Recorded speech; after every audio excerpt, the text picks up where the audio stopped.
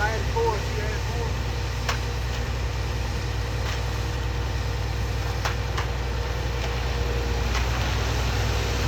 These guys and gals are working so hard. I'm so proud of them and their efforts, getting everything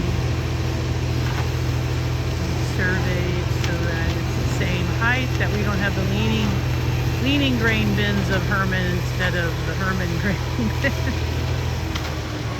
It's a lot of work, man. I'm telling you, this has been a journey.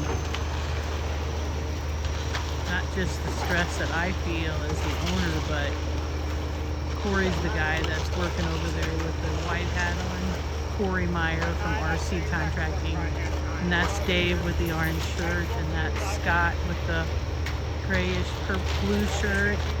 And then we have the 2 ladies.